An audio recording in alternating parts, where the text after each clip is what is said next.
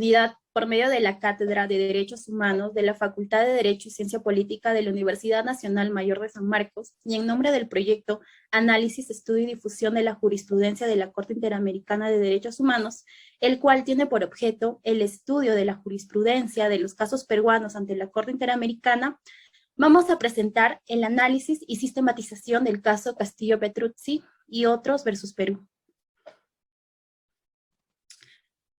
Como bien sabemos, en la década de los 80 y 90, el Estado peruano vivió una etapa de convulsión social por el conflicto interno de las Fuerzas Armadas y grupos antisubversivos. Es en este contexto que se desarrollan los hechos del presente caso. El 14 y 15 de octubre de 1993, en el marco de un operativo dirigido por la DINCOTE, Dirección Nacional contra el Terrorismo, fueron detenidos cuatro ciudadanos chilenos, los cuales eran Jaime Francisco Castillo Petrucci, María Concepción Pincheira Sáenz, Lautaro Enrique Mellado Saavedra y Alejandro Luis Astorga Valdés, en la ciudad de Lima.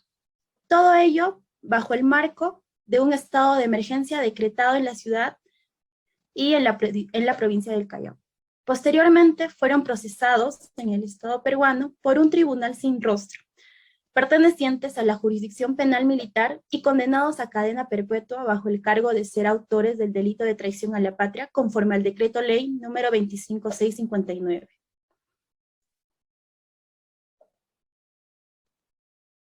Debido a todos los atropellos que sufrieron estos cuatro ciudadanos chilenos y sus abogados defensores, y tras haberse agotado todos los recursos internos, se decide llevar este caso ante la Comisión Interamericana.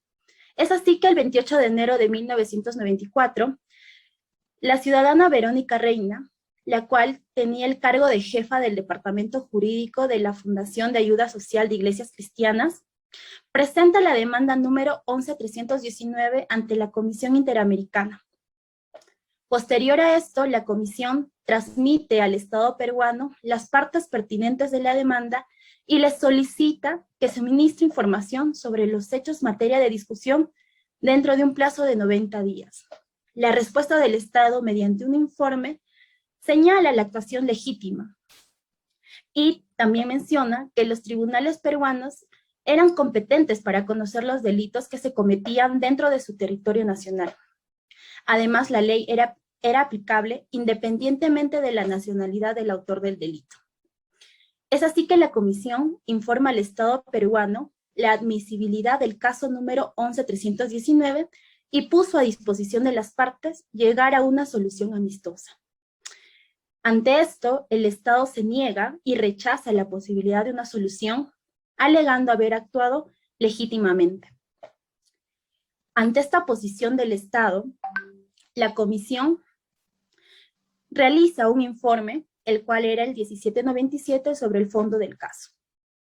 Tras ello, el Estado niega todo lo que estaba dentro de este informe.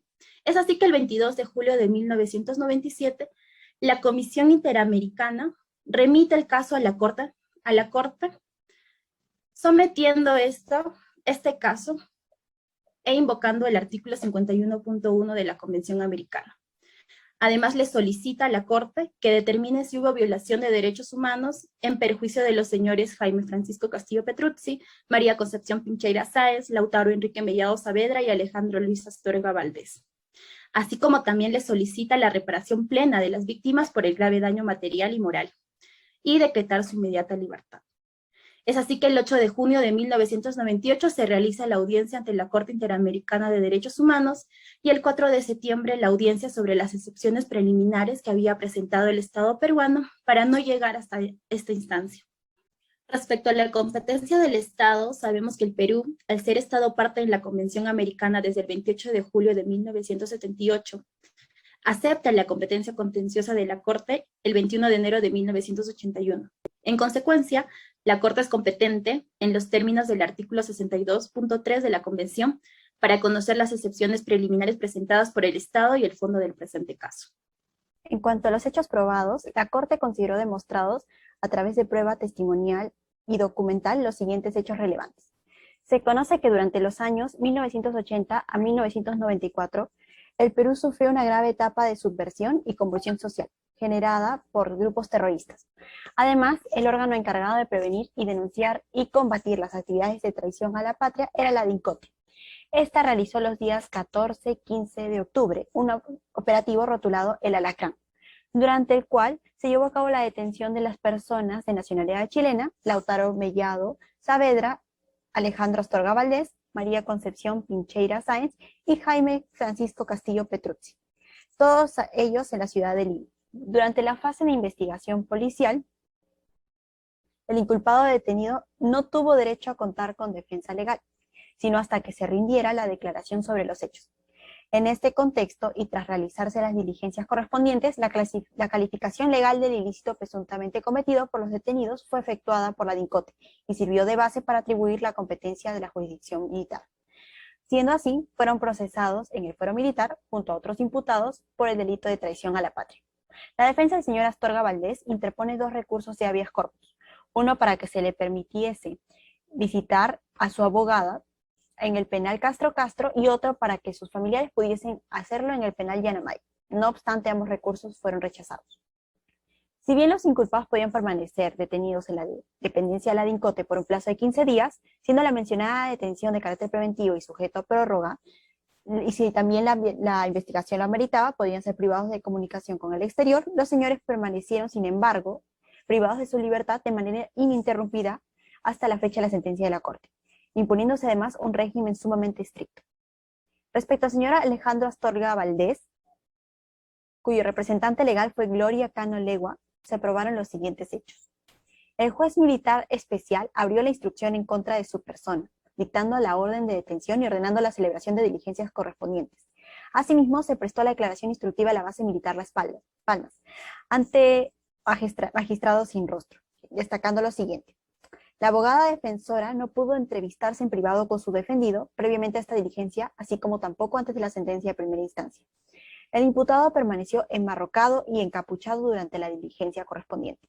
Además, no le mostraron ni al inculpado ni a la defensora las pruebas de cargo, ni durante ni con posterioridad. Se les permitió además a la abogada defensora contrainterrogar a los testigos, siendo que dichas declaraciones figuraban en el atestado policial. El acta que registra la declaración instructiva, además, no contaba con las firmas de los funcionarios participantes. Y la abogada defensora fue intimidada por ejercer su tarea profesional durante reiteradas ocasiones. Tras la notificación del auto de apertura de instrucción, se solicita el traslado del detenido a un establecimiento penal de máxima seguridad, por lo que ante ello, la defensa presenta la excepción declinatoria de competencia a la jurisdicción. Además, se presenta la acusación fiscal en la causa, donde se expresa que si bien quedaba demostrada la conducta delictual del imputado, esta no revestía de gravedad suficiente para la configuración del delito de traición a la patria. Por ende, se recomendaba la remisión de la causa al fuero común.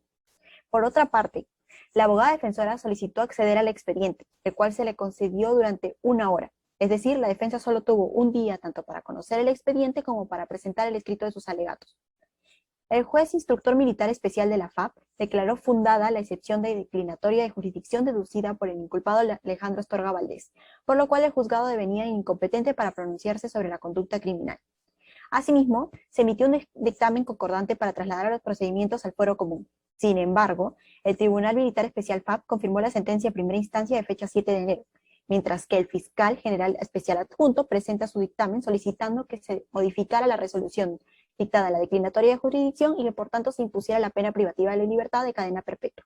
El Tribunal Supremo Militar, al resolver el recurso de nulidad interpuesto por las otras supuestas víctimas contra la sentencia de primera instancia, declaró nula la parte de dicha sentencia en la que se daba por fundada la excepción de declinatoria de jurisdicción, siendo entonces que el Tribunal Supremo Militar revocó lo pertinente a la mencionada sentencia y condenó al señor Astorga Valdés en consecuencia a cadena perpetua como autor del delito de traición a la patria, siendo así también que el recurso extraordinario de revisión fue denegado en esta causa.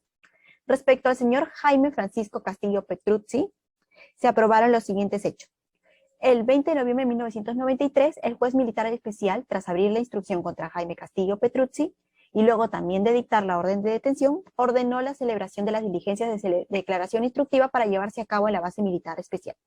En este caso, también se suscitaron problemas para acceder al expediente, siendo que tras reiterados pedidos del abogado defensor y en resguardo de la garantía del derecho de defensa, se le concedió un espacio de 30 minutos y para el 6 de enero se le consiguieron 40 minutos adicionales.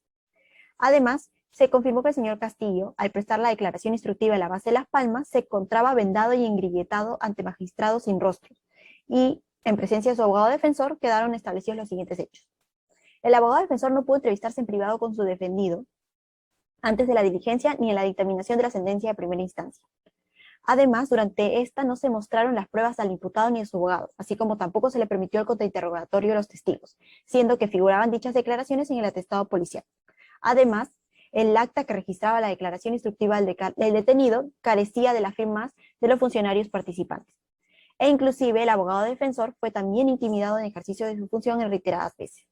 Así, tras la notificación del auto apertorio de instrucción y el mandato de detención, se solicitó al presidente del Instituto Penitenciario de Lima el traslado del detenido a un establecimiento penal de máxima seguridad. Ante ello, la defensa del señor Castillo solicitó la excepción de declinatoria de competencia de la jurisdicción militar y la remisión de los sobrados al fuero común. Sin embargo, la acusación fiscal en la causa afirmó que el detenido ostentaba de jerarquía en la planificación y ejecución de carácter subversivo, por lo que se le imputó con base en material encontrado en su poder la comisión del delito de traición a la patria. El juez instructor militar especial de la FAP declaró infundada la excepción de declinatoria de jurisdicción deducida por el acusado y lo condenó por ende a cadena perpetua, con la accesoria inhabilitación absoluta y el aislamiento celular y continuo durante el primer año de la decisión y luego con trabajo obligatorio. Tras ello, el inculpado y su abogado defensor apelaron dicha resolución, siendo admitida y elevada al superior. Sin embargo, el Tribunal Militar Especial de la FAP confirmó la sentencia en primera instancia, por lo que el abogado defensor interpuso recurso de nulidad y los autos se elevaron al Tribunal Especial del Consejo Supremo de Justicia Militar, estableciendo que no había lugar a la nulidad de la resolución y declarando por ende infundada la excepción de declinatoria de jurisdicción. Respecto a la señora María Concepción Pincheira Sáenz y al señor Lautaro Enrique Mellado Saavedra, el juez militar especial estableció la instrucción contra Pincheira Sáenz y Mellado Saavedra, dictaminando órdenes de detención, así como la celebración de las diligencias de declaración instructiva. Posteriormente, los acusados prestaron declaración en la base militar La Espalda, ante magistrados sin rostros y quedando acreditados los siguientes hechos. No se permitió a los abogados defensores intervenir hasta después de la declaración de su defendido, así como tampoco se les concedió contrainterrogar a los testigos, cuyas declaraciones figuraban en el atestado policial. Por otro lado, el acta elaborada como consecuencia de la declaración instructiva no contaba con las firmas de los funcionarios actuantes. Tras la notificación de los acusados en el auto apertorio de instrucción, incluido también el mandato de detención, se solicitó el traslado de los detenidos a un establecimiento penal de máxima seguridad. Ante ello, después de conceder a los abogados defensores el acceso al expediente por un lapso de 30 minutos, presentaron la excepción declinatoria de competencia ante la jurisdicción militar. El juez instructor militar especial de la FAP declaró infundada la excepción de declinatoria de jurisdicción deducida por los señores Pincheira y Mellado. Así, los condenó como autores del delito de traición a la patria a cadena perpetua, con la accesoria inhabilitación absoluta y perpetua y el aislamiento celular y continuo durante el primer año de detención y luego con trabajo obligatorio.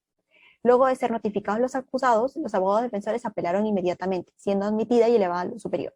Tras esto, el Tribunal Militar Especial de la FAP confirmó la sentencia de primera instancia, lo que resultó en una interposición de recurso de nulidad de parte de los abogados y fue elevado al Tribunal Especial del Consejo Supremo de Justicia Militar.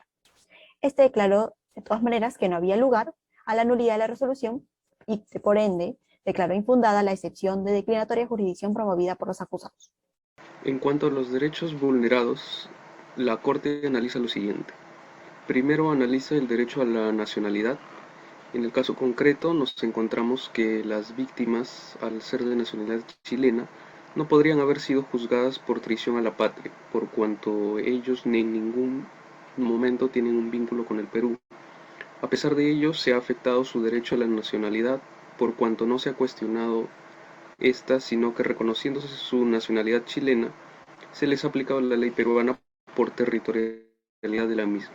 En cuanto a los artículos 5 y 7.5, el derecho a la integridad y a la libertad personal, en el caso se limitó excesivamente la libertad y la integridad personal, ya que se mantuvo detenidas a las víctimas por más de un mes, cuando las leyes peruanas aplicables al proceso del fuero militar solo estimaban 15 días de detención durante las investigaciones, violándose claramente los derechos mencionados. En cuanto al artículo 9, el principio de legalidad y retroactividad, al momento del proceso contra las víctimas, las leyes peruanas tipificaban el delito de terrorismo, así como el de traición a la patria, de manera muy similar, verificándose que se consideraba la traición a la patria como terrorismo agravado, dejando a la interpretación del Ministerio Público y de los jueces la subsunción de uno u otro delito. La ambigüedad de estas formulaciones legales evidenciaba una violación al principio de legalidad, por lo que la Corte declara que el Estado violó dicho derecho. En cuanto a las garantías judiciales y el debido proceso, en primer lugar tenemos el análisis del derecho a ser oído por un tribunal independiente e imparcial. El fuero militar es una instancia exclusiva y diferenciada para los miembros de las Fuerzas Armadas, destinada a preservar la disciplina jerárquica y funcional de dicha institución. Es por ello que en un fuero militar no es competente para juzgar civiles, por cuanto sus funciones son contrarias a los derechos civiles y políticos de un ciudadano común. Los jueces del fuero militar son designados por la alta jerarquía militar, que a su vez es nombrada por el Poder Ejecutivo, lo cual socava las bases del derecho al juez natural y a su vez el derecho a ser oído ante un tribunal independiente e imparcial.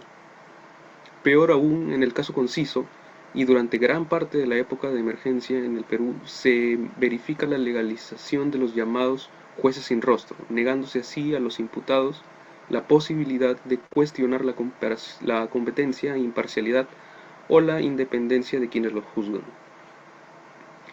En cuanto al derecho a la oportunidad y medios adecuados para preparar una defensa, la Comisión verificó el escaso tiempo dado a los defensores de los imputados, dado que la emisión de la sentencia se les notificó un día después de que accedieran a conocer el expediente, evidenciando así una verdadera lesión al derecho de defensa efectiva, además la imposibilidad de la defensa de interrogar a los agentes de la DINCOTE, que participaron en la investigación del delito, constituyendo una clara violación al derecho de defensa.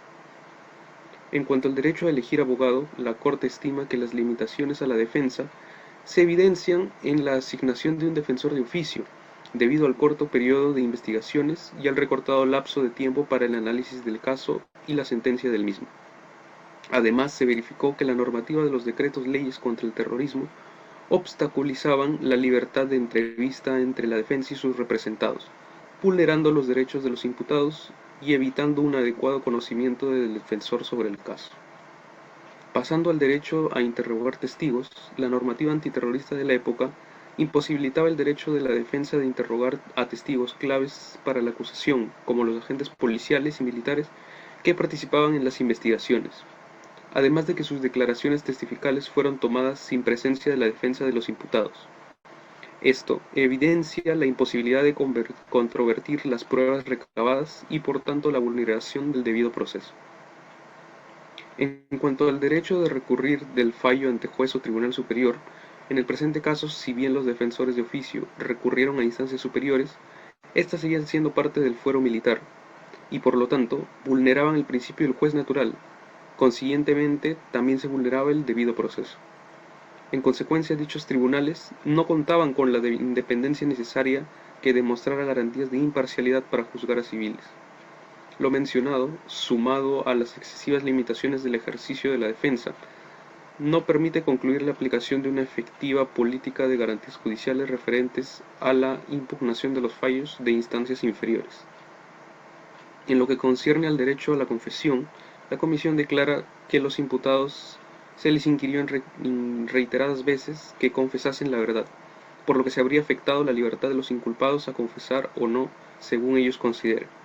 Sin embargo, la Corte no amparó dicho argumento, puesto que en ningún momento del proceso ante la Corte se verificó que las exhortaciones a decir la verdad implicaran amenaza de pena o consecuencia adversa en caso de faltar a la verdad. En consecuencia, no se vulneraría el principio a la libertad de declarar o abstenerse de ello. Por otra parte, el derecho a un proceso público, la Corte considera probado que los procesos militares realizados a civiles por delitos de traición a la patria son llevados a cabo por magistrados no identificados. A ello se suman las grandes restricciones que tienen los imputados para desarrollar una defensa eficaz. Además, estos juicios se realizan en recintos militares bajo secreto público, con los imputados en aislamiento, lo cual evidentemente vulnera el derecho a un proceso público. En cuanto al artículo 25 y 7.6 referidos a la protección judicial, según la Corte, se violó el artículo 25 de la Convención, en el que se señala que todos tenemos el derecho de cualquier recurso ante los jueces y tribunales competentes contra los actos que atenten o violen derechos fundamentales. Asimismo, el artículo 7.6 establece también el derecho de recurrir en la brevedad sobre la legalidad de un arresto o detención, y en caso sea ilegal se ordene su rápida liberación. Si bien en la normativa interna del Perú se señala que no se puede solicitar garantías en favor de implicados en actos de traición a la patria o terrorismo, la Corte niega esta potestad al Estado en este caso, puesto que se violaban los artículos 25 y 7.6 de la Convención. Pasando a los artículos 1.1 y 2 de la Convención, la Corte señala que las disposiciones de emergencia que adoptó el Estado para contrarrestar el terrorismo violan lo expresado en la Convención, debido a que no se tomaron las medidas adecuadas para que las víctimas puedan gozar de sus derechos fundamentales.